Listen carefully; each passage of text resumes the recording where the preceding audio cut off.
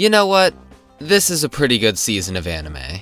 Fall 2022 has brought us Chainsaw Man, Bocchi, DIY, Witch from Mercury, and Akiba Maid War, which are great and all shows that I can see someone reasonably claiming as their oats. So the question becomes, which show is the most oated right now? Most people seem to be going with either Chainsaw Man or Bocchi, which are both fantastic picks. That being said, I hope each and every one of you watching this video will hate me for choosing Urusei Yatsura 2022. You walk around in circles, I walk around in squares, another round of musical chairs. Urusei Yatsura certainly isn't the flashiest new show this season, and I understand that I hold the minority opinion here in calling it the oats. But stick with me for a sec. I'm not gonna claim that it's deeper than you think or anything like that, cause we all know how that went last time, but I want to tell you why it at least appeals to me so much, so that maybe if you have a similar perspective on art as me, or if what I say convinces you this show is up your alley, you'll maybe give this show a good ol' watch if you haven't already. I also just need people to discuss this show with. I will send you paragraph-long responses in the comments section if you let me. So, without further ado, here's why the funny 80s anime remake clears this season, and probably will next season too, in my opinion. And in Minecraft. And maybe no one really cares about the way we walk, the record stores are out of stock. I had to ask the question because you didn't. You know what Urusei Yatsura is, and if you don't, it's a rom-com manga by Rumiko Takahashi that released from 1978 to 1987, which then got an anime adaptation which aired from 1981 to 1986. It's also an absurdly influential and popular IP. Boom, done. Yatsura 22 then seeks to readapt select chapters of the manga out of order for the modern generation. Now, I haven't seen the original Urusei Yatsura anime, nor read the original manga. So outside of vaguely knowing that the remake is adapting the manga out of order and not in its entirety, I have no idea how this compares to those. Thus, I will be reviewing this show for its own merits, bereft of what the original may or may not have contained. Although I will say, I'm definitely curious about the original thanks to the remake, and I'll probably try it out someday, especially since the remake is set to be so truncated as compared to the original. And all we want is bloody rock and roll. There are many things I like about Urusei Yatsura, but the one I want to start with is the characters. I'm not sure how many people will relate to me on this, but I have a particular fascination with shows about awful people continually causing each other nothing but trouble. And I don't even necessarily mean morally evil, although in cases like Haruhi, it's actually kind of appreciated. They can also just be mean, incompetent, stupid, etc.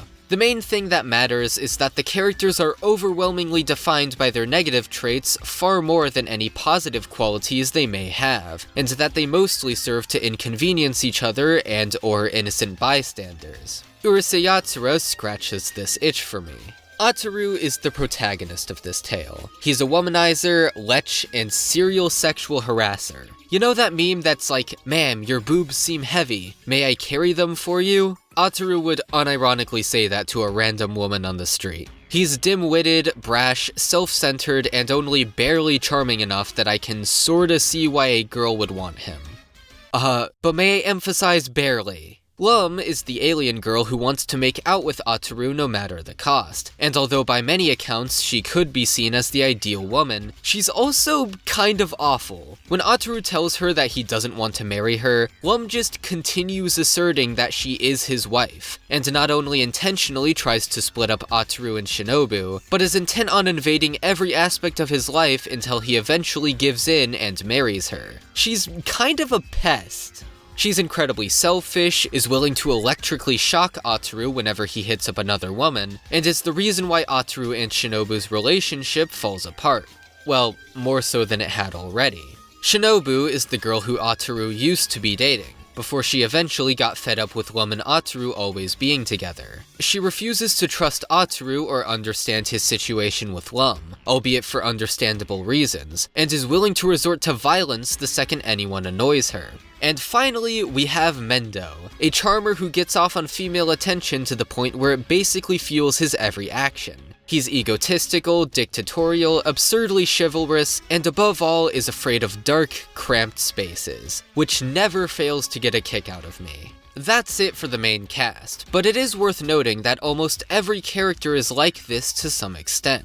Even the side characters are all crazy assholes in their own unique way, which, for someone like me who enjoys that, means that nearly every character is immediately endearing in some way. Obviously, this depends heavily on whether or not you share my tastes, and I can see someone else hating every character, citing the exact list of reasons why I love them. But I'm a Gabriel Dropout fan, so yeah. I love the characterization in this show. Clearly this is not the way to go.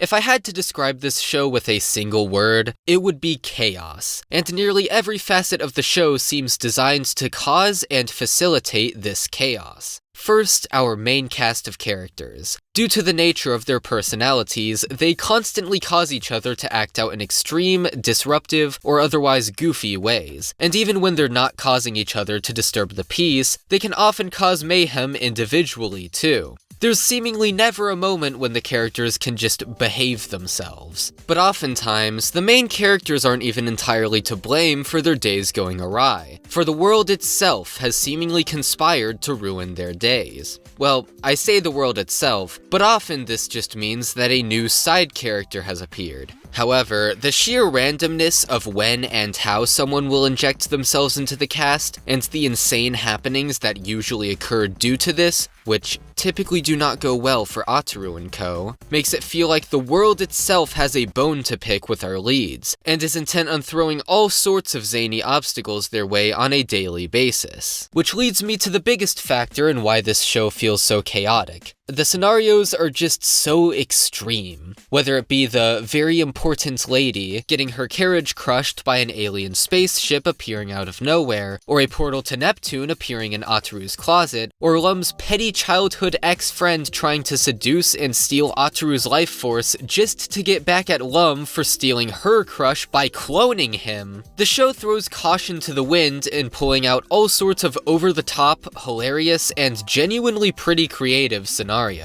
And of course, the directing and pacing contribute to this chaotic feeling by keeping things consistently tightly paced and bombastic.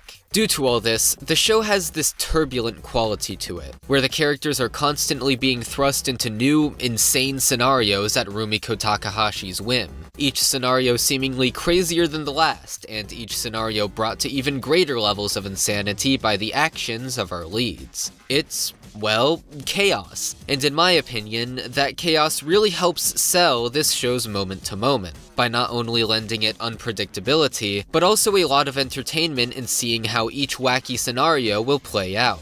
I also just like chaos. It feels good.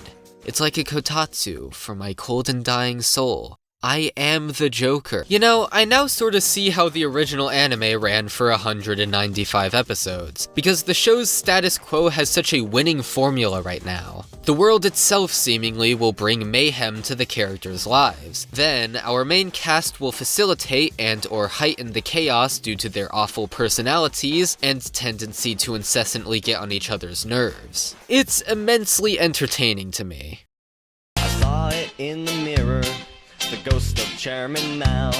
He had 3 money symbols on his brow. Perhaps the best thing about the status quo of this show is that it's really good at keeping things from getting stale. Each episode feels entirely different from the last. I mean, firstly, the scenarios are so varied and chaotic that the show never feels mundane, boring, or samey. But even more than that, the show just has an enormous cast of characters. Nearly every episode so far has introduced a new character, and often ones who already have or seem like they'll recur. The show has gone all out on expanding its cast of characters, and most of them are interesting enough that I'm sincerely hyped to see more of them. This large cast of characters means that the show has tons of potential for future plotlines and unexpected character pairings, which helps the show avoid feeling too repetitive. And he will show the children how to wear their cowboy boots, bowler hats, and prison suits. Urusei Yatsura is by no means the show with the best animation this season. That's Chainsaw Man. Nor is it the best directed show of this season. That's Bocchi. But my god, does this show still look great. The art and animation quality is consistently attractive, occasionally sporting impressively smooth character movement. The color design in this show is actually phenomenal. Everything's just the right amount of vibrant. And Lum's hair. Lum's hair! Do you get my point yet? Seriously, the color design in this show is so great I learned Ayaka Nakamura's name, because that's whose fault this is. She did such a good job! The show's visuals are incredibly expressive. Characters' faces are always a joy to look at, and the animation has plenty of flair and fun when it needs it. I love this part in episode 3 where Ataru's dodging all of Mendou's attempts to throw the glove at him, and there's this amazing bit of him jumping through the crowd in the goofiest way possible. This is not to mention that some of the directorial quirks are just as expressive as the animation. One of my favorite pieces of expressive directing comes in its use of non-diegetic backgrounds. Now, non-diegetic backgrounds are a staple of anime, and even more so a staple of manga adaptations, but Urusei Yatsura does something special with them. Many of them are animated with a very specific, dynamic style, which lends them a lot more impact than in most shows. As well, sometimes shots will use creative, non-diegetic coloring and patterns in order to hard sell them. I also love how the title of each chapter they adapt appears in a fun new way at the beginning of said chapter. It's stuff like this that gives the show a bit more personality, and helps scenes pop out all the better. One last bit on the visuals before we move on. This show knows how to visually sell its more emotionally resonant bits. So far, the only heart-tugging scenes we've really had are in episodes 5 and 10, but the visuals were in perfect harmony with the writing for both of these moments. Episode 5's was sold to me through sheer incredible color design, and episode 10's through this amazing shot of Lum and Ataru facing each other as autumn leaves fall around them, this shot of them walking together, and Ataru's facial expressions throughout the episode. This ain't the last you'll hear from me for episode 10 though. Just you wait. And watch while Neil Armstrong shoots the moon.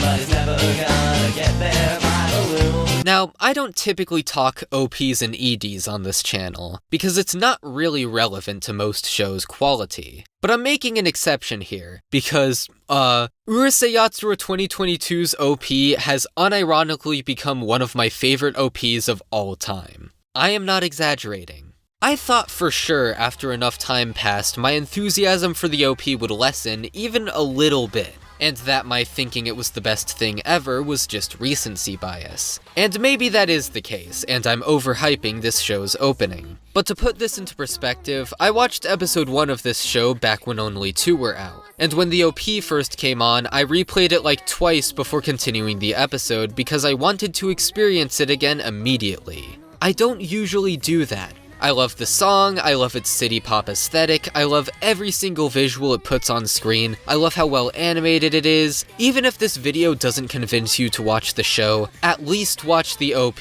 I would legitimately give the OP a 10 out of 10, and the only other OPs I'd give that to are every Zetsubo OP except Season 1 OP2, the No Game No Life OP, and Bye Bye Yesterday. I'm mentioning this OP in the same breath as Bye Bye Yesterday. That's how much I love it. Mega thankies to Mason Des, Minami, and Sakura Moti for the song, and Shingo Yamashita for directing the visuals. Oh my god. No. No, Lump, get out of there! Get out now! Run! Run! As for the ED, it's also great. Neat visuals, cool song, would also highly recommend. It's not god tier like the OP, but I still adore it. You know, I wanted to get this video out like way earlier, when the show only had 5 or 6 episodes out. However, through a series of unfortunate circumstances, my Cotton video took way longer to make than expected, and so I had to accept that this video wasn't gonna be as fresh and relevant as it could have been. But you know, I'm kinda glad that the video got delayed now, because episode 10 is my favorite of the show so far, and it was the perfect way to cap off my binge of this show. The first half of the episode is a very funny skit where Rem and Mendou's respective moms have a one-sided argument, with Rem serving as an incredibly poor translator from English to alien speak. And that's all fine and dandy. I found it one of the most entertaining bits in the show so far. I love the way it ends too, with Ataru breaking the fourth wall to curse how he got no screen time during that chapter. But that's not what I and most other people loved about the episode. Throughout the entire show, Ataru has shown Rem very little in the way of affection, praise, or even basic camaraderie. Granted, episode 5 brought us confirmation that Ataru does feel some level of attraction towards Rem, going so far as to hold her hand, blush at her, and remark that she's attractive in his head. But that aside, Ataru is basically a jerk to her most of the time. So, episode 10 decides to both solidify and clarify Ataru's true feelings towards Rem. Rem goes to her home planet for a while. However, she doesn't tell Ataru this beforehand. So, from Ataru's perspective, it seems like Rem finally got fed up with him treating her poorly and went home for good. At first, Ataru writes it off as innocuous, and thinks she'll show herself any minute. But by the third day of not seeing her, Ataru is noticeably more withdrawn and quiet. After enough time passes, we get to the point where Ataru is sobbing into a Rem plush that I want to buy about how much he misses her. The entire segment is well paced and conveys its tone perfectly. And of course, as I alluded to before, Ataru and Rem's scene of reuniting with each other is impeccably done. I love how at the very end, when Rem and Ataru reunite, Ataru is unable to admit that he was sad without her. He literally tells her, "Yo, when you left it was like I had a new lease on life." But due to reasons I'm too lazy to explain, Rem knows how he really felt that whole time. And upon him covering up his real feelings, Rem just smiles and goes along with it, albeit while pointing out that he brought her doll with him. It's such charming characterization. Now, is it contrived that Rem would temporarily leave Earth without telling Ataru what she was doing beforehand? Yeah, but did this scene make me emotional? Yeah. And all in all, I'm glad that this is the episode I get to leave both my binge and this video off on.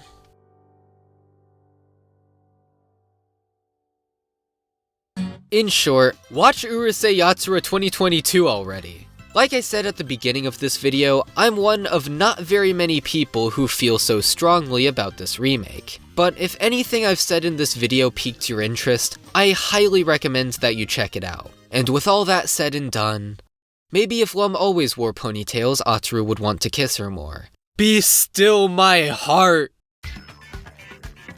You know, I bet you're too scared to click that card for me in Neon's Castaway Anime podcast. Come on, click it. Oh yeah, you won't, 'cause you're a coward. Yeah, that's right, keep being a coward who doesn't click this alluring card.